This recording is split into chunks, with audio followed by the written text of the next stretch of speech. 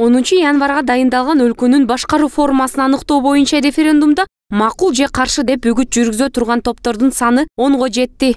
5 топ президенттик башкарууну колдоп үгүт ишин жүргүзсө, 2 топ парламенттик башкарууну жайылтат. Ал эми президенттик республикага каршы 1, баарына каршы 2 үгүт тобу иш алып барат.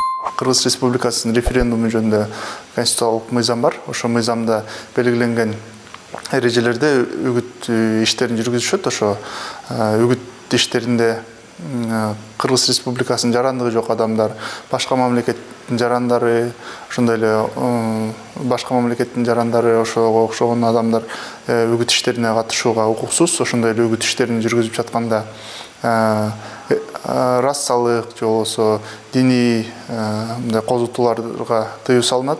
Добуш берүү келе жаткан жылдын 10 январына белгиленген. Ага ылайык коронавирустун жайылышына жол бербеш үчүн республикалык штаб менен борбордук шайлоо комиссиясы атайын алгоритм иштеп чыкты. Шайлоо күнү добушканаларда жараянга катышкандардын баары дезинфекциялоо каражаттарын, бет кап, мээлей колдонуп, 1,5-2 метр аралыкты сакташы керек.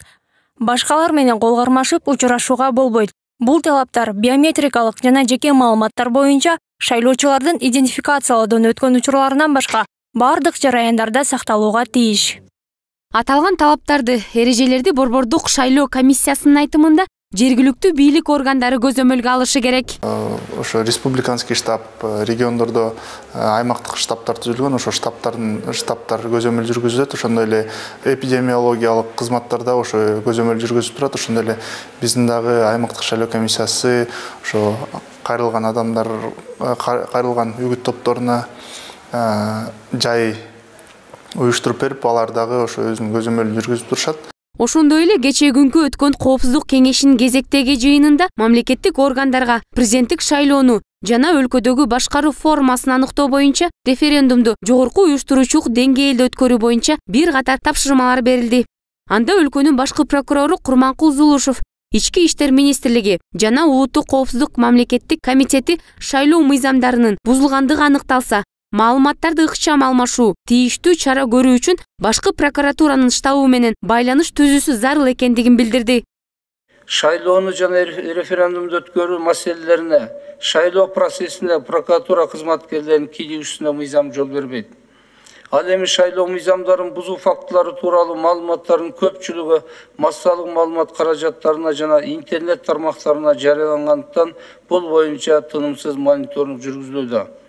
Бардык мамлекеттик мекемелердин жетекчилерин шайлоого даярдык көрүүдө жана өткөрүүдө мыйзам талаптарын сактоого чакырам. 2021 жылдын 10 январында мөөнөтүнөн мурдагы президенттик шайлоо менен кошо өтө турган мамлекеттик башкаруу формасын аныктоо боюнча референдумда жарандарга негизинен 3 суроо коюлмакчы. Ага катышкандар президенттик же парламенттик башкаруу ыкмасын колдой турганын же бардык варианттарга каршы экенин билдириши керек. Эске салсак, мындан 10 жыл мурун парламенттик башкаруу жолун тантаган Кыргызстан кайрадан бул жолдун тууралыгынан шектенип, президенттик башкаруу жолуна кайтып барууну референдумда элдин элегине койгону жатат. Эркайым Эрикова, Талант Ырысов, 7 канал, Бишкек.